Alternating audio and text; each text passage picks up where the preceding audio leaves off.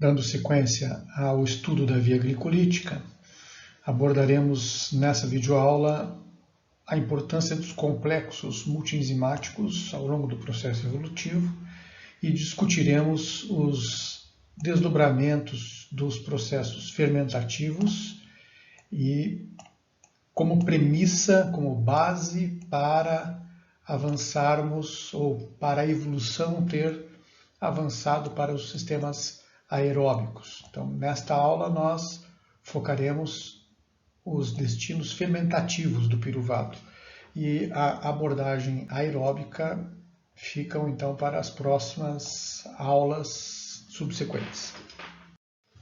Como estudamos na primeira videoaula, a via glicolítica consiste, então, numa sequência de reações químicas, todas elas catalisadas por enzimas, né? Então, todas aquelas 10 reações da via glicolítica, que são dependentes de enzimas para acelerar a velocidade com que as reações ocorrem, ao longo da evolução começou a se gerar uma demanda uma demanda maior por energia e, portanto, uma pressão seletiva para que os organismos conseguissem produzir mais energia, mais ATP, a partir da utilização das fontes de carbono como glucose. E a consequência dessa pressão seletiva acabou sendo a formação de complexos multienzimáticos. Por que as células têm o tamanho que têm? E qual é o limite? E por que as células não se tornaram maiores na medida que os organismos foram aumentando de tamanho? Você tem células com tamanhos muito próximos quando você compara, por exemplo, um cachorro e um elefante. Então, o que faz as células do elefante não serem proporcionalmente maiores do que as células do cachorro em relação aos tamanhos? Basicamente, as taxas de difusão. Então, você precisa ter velocidade com que as reações ocorrem. E para você ter velocidade, é uma questão estatística, você precisa ter o encontro dessas moléculas. E as moléculas tendem a se encontrarem mais rapidamente se elas estiverem num espaço mais restrito.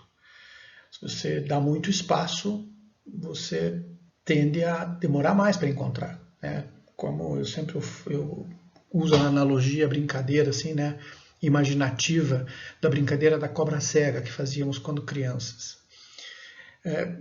Imagine então vocês brincando dessa forma, e aí a gente então coloca a venda nos olhos de uma pessoa e coloca ela com mais 10 pessoas dentro de um quarto, né? A gente já fez isso quando criança, então, não sei se com 10 pessoas, mas né? E fica fácil imaginar que com 10 pessoas vai ser mais fácil a pessoa vendada acabar esbarrando, encontrando alguém, uma dessas 10. Né? Agora, se você coloca essas mesmas 10 pessoas, com essa pessoa vendada, com os olhos vendados, num campo de futebol, a probabilidade de você ter a pessoa vendada encontrando uma das 10 pessoas é ínfima, né? Muito menor, certo? Vai demorar muito mais tempo para acontecer. Então é essa lógica que a gente precisa pensar no encontro das moléculas para a formação de sistemas reacionais, né? Basicamente, também foi essa pressão que acabou originando a organização celular para organelas, né? Então, as organelas já surgiram como pressão seletiva, tanto para a separação de especializações, né? Então, cada organela sendo responsável por determinadas tarefas, né? Então, você já segrega as tarefas, você organiza melhor o sistema espacial da célula, certo? Com isso, você economiza espaço. Mas, por outro lado, isso ainda não foi suficiente. E aí, então, depois das organelas, ainda surgiram os complexos multienzimáticos, particularmente no citosol, em que a distribuição é mais aleatória, né, e os encontros entre as moléculas tendem a ser menos acelerados do que em organelas menores, como, por exemplo, mitocôndrias, né, que tem já uma estrutura de membranas que restringe muito mais esse espaço e ainda através das invaginações da membrana mitocondrial, por exemplo, interna, né, você tem a formação lá de uma área de superfície de contato muito maior, né, por conta dessa estratégia adotada pela mitocôndria. Então, o espaço que você tem na matriz mitocondrial é otimizado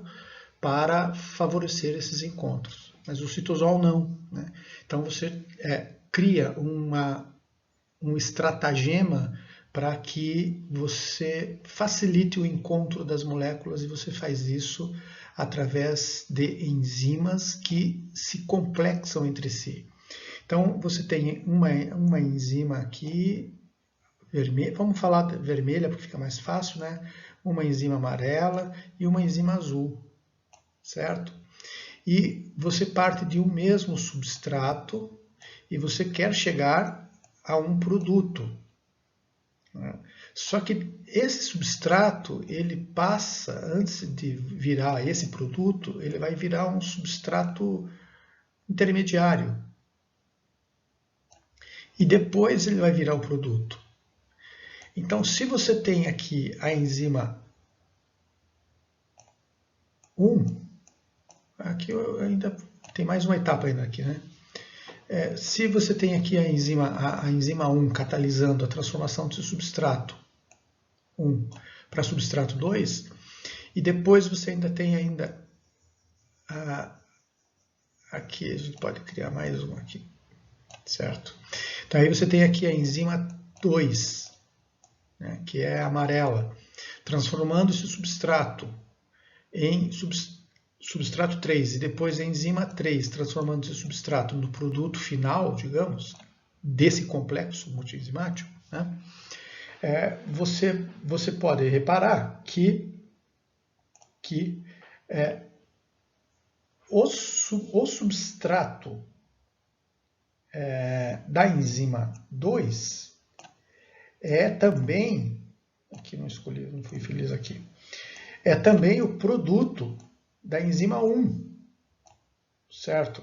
Porque quando a enzima 1 funcionou, ela produziu um produto. Só que esse produto da enzima 1 já é o substrato para a enzima 2. E quando a enzima 2 gera o seu produto, este produto da enzima 2 já é o substrato para a enzima 3, que por sua vez vai produzir o produto final do complexo multienzimático. Com isso, esse processo, a produção desse substrato para produto acaba sendo acelerada. Você tem um ganho de velocidade. E se você ganha velocidade, você ganha a velocidade com que o ATP vai ser produzido. E aí você consegue produzir mais ATP em menos tempo. Será que é importante para alguns organismos produzirem mais ATP em menos tempo? Pergunta para o guepardo que está correndo atrás da presa dele, né? Ou pergunta para a presa que está tentando fugir do guepardo, certo? Se essa produção acelerada de energia, essa disponibilização acelerada de ATP para contração muscular os favorece de alguma forma? Obviamente que sim, né? Então, esses complexos multienzimáticos têm um papel evolutivo, inclusive, extremamente importante, tá?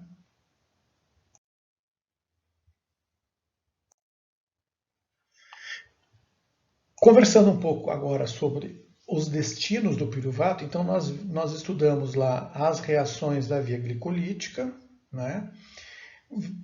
Verificamos que o produto da quebra de uma molécula de glicose é a formação de duas moléculas de piruvato, lembrando que esse piruvato tem 3 carbonos, né? Então formamos 2 moléculas de piruvato, 2 moléculas com carbono. Por isso que sempre vai aparecer, continuar aparecendo o 2 aqui, né, nesses processos. Né? Então, vejamos o que nós temos de consequência, ou melhor, de oportunidade de utilização desse piruvato. Vamos lá.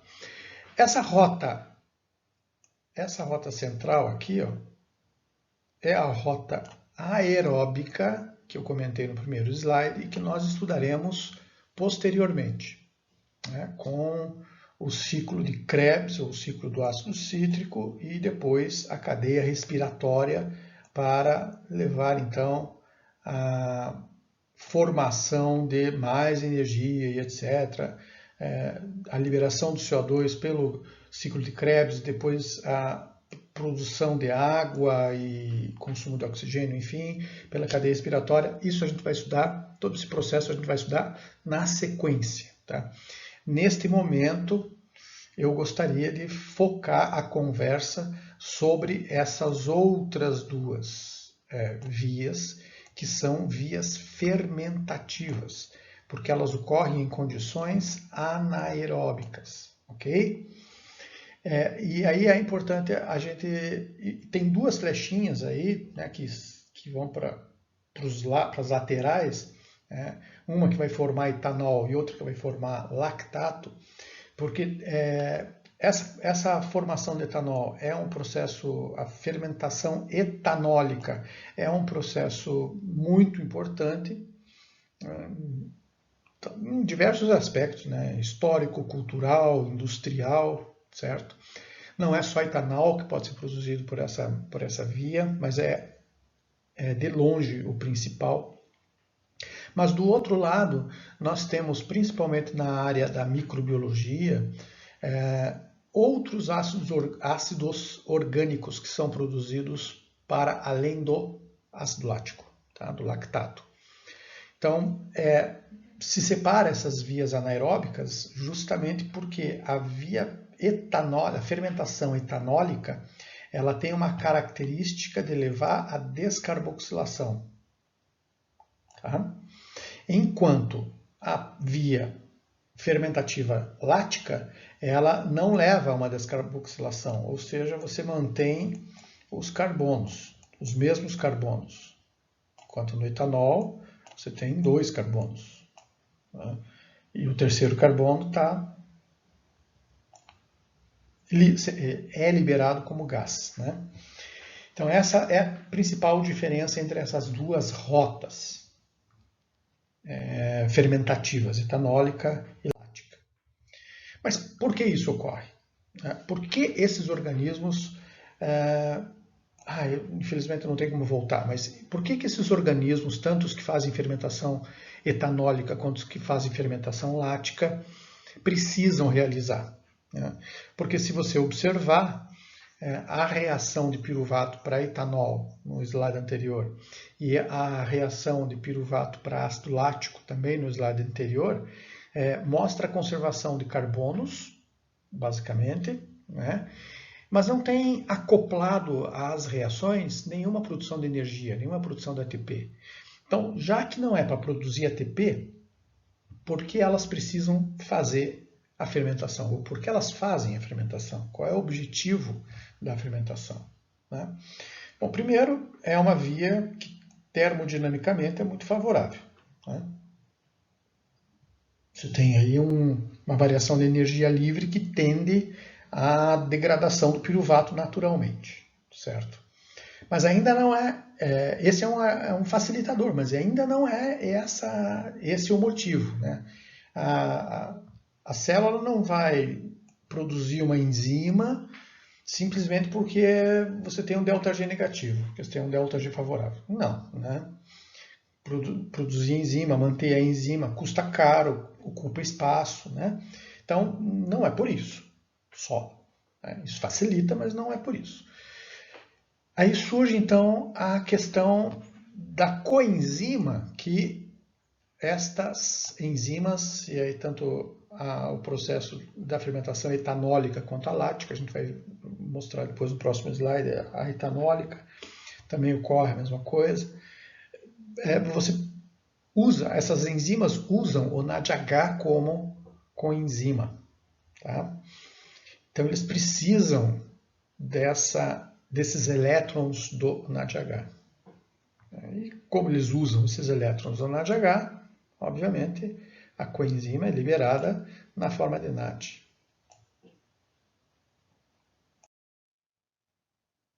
Processo extremamente utilizado, intensamente melhor utilizado pelos organismos que estão mais próximos lá dos sistemas anaeróbicos. Então, os répteis, né, são os que mais intensamente se utilizam da proposta anaeróbica fermentativa lática, particularmente. Tá?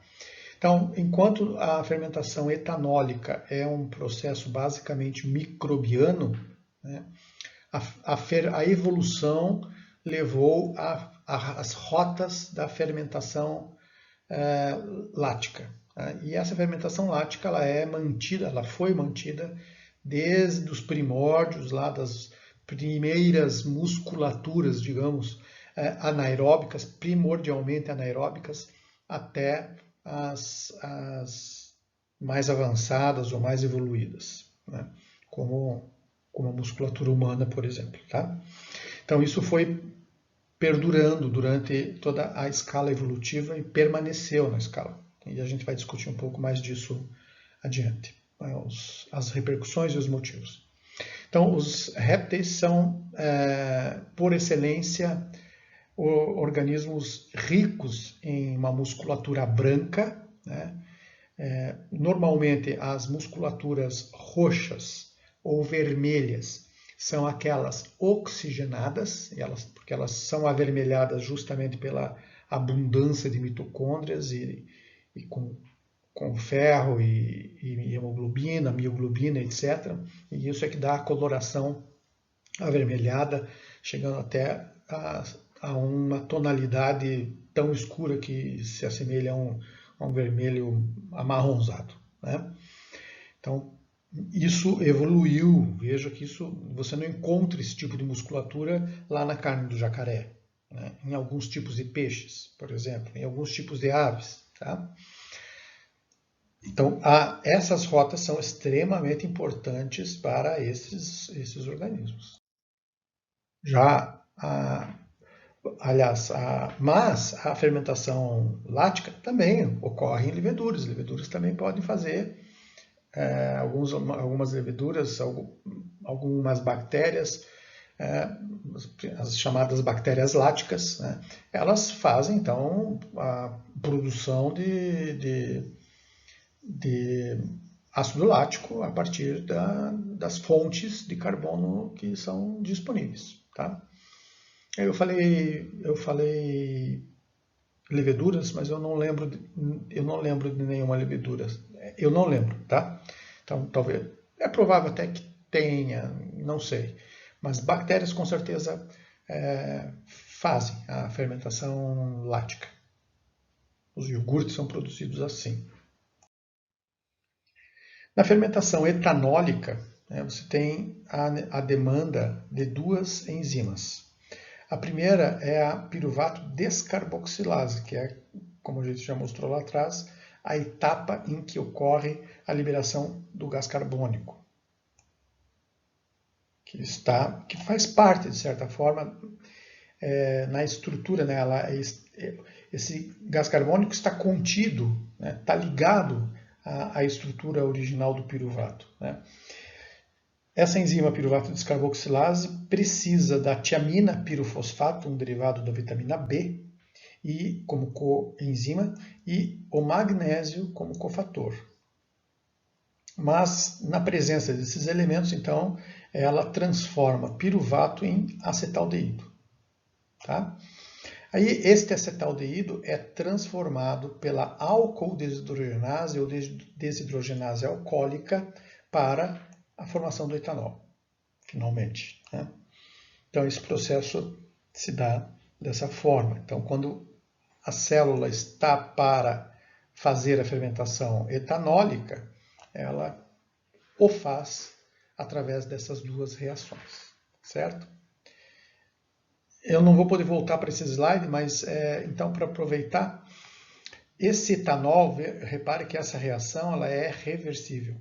Então, quando essa rota, por algum motivo, fica paralisada ou inibida, bloqueada, ou simplesmente porque não tem mais piruvato, cai muito a concentração do piruvato, né? Então não existe mais.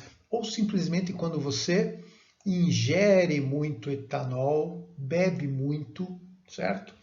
Então a rota fica desequilibrada no sentido para cima, né?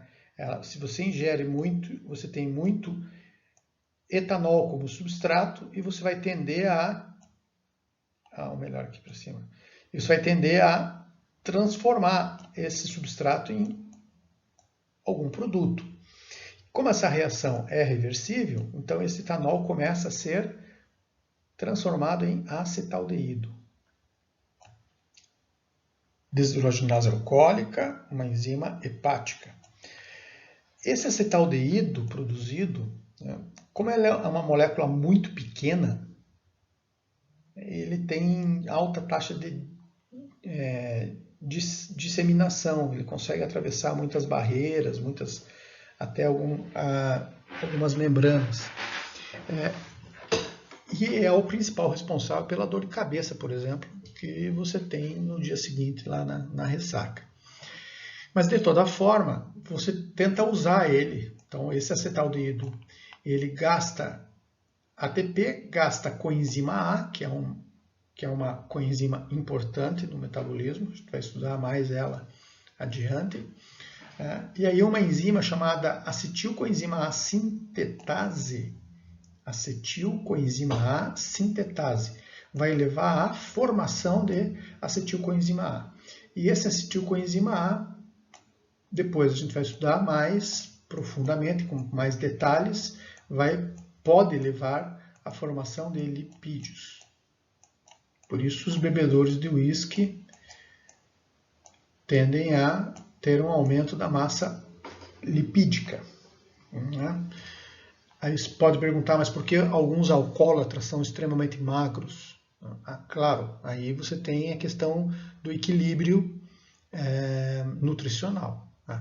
Se essa pessoa começa a ingerir muito etanol e só etanol e para de comer, porque existe essa tendência, tá?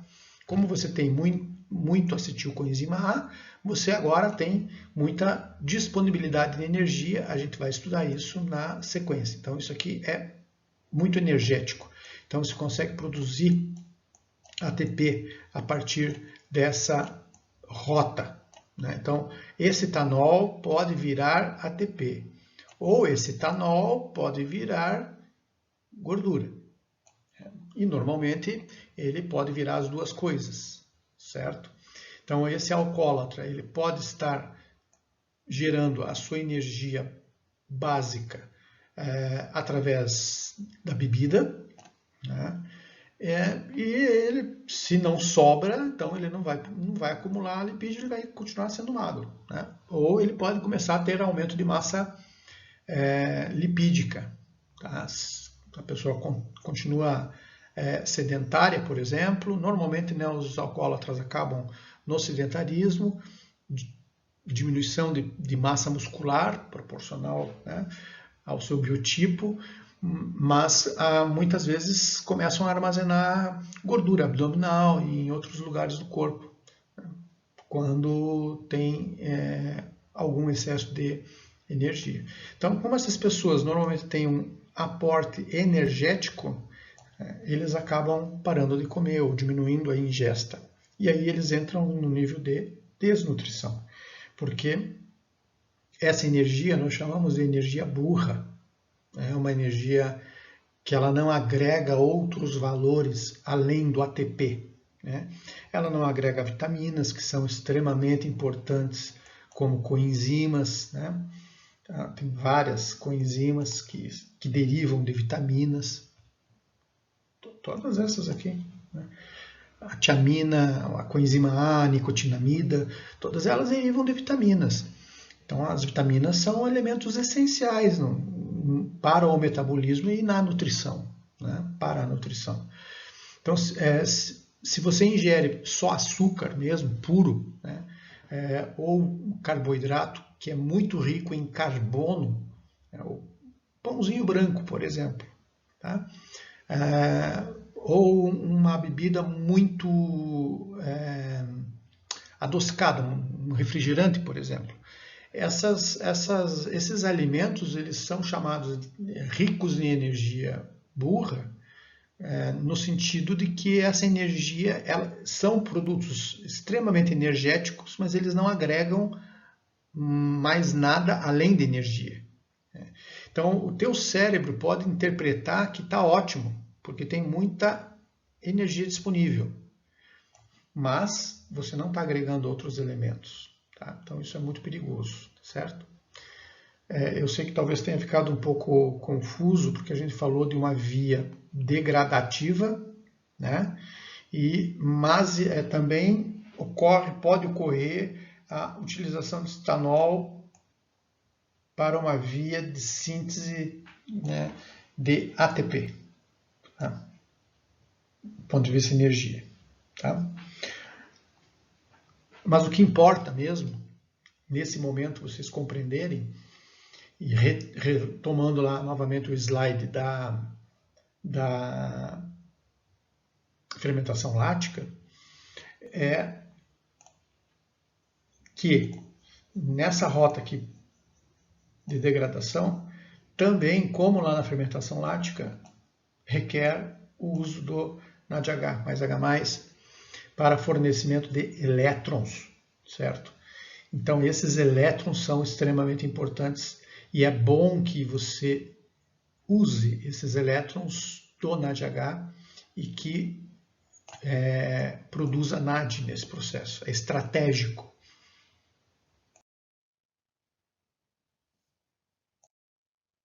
Aqui só mostrando a fermentação alcoólica e por que é estratégico. É estratégico porque lá naquela reação da via glicolítica, tá? De gliceraldeído 3-fosfato para 1,3-bifosfoglicerato, catalisada pela gliceraldeído 3-fosfato desidrogenase, certo? Ocorre o consumo de NADH e a produção, o consumo de NAD e a produção de NADH.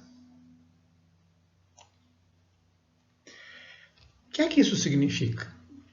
Isso significa que se este NADH não for de alguma forma regenerado,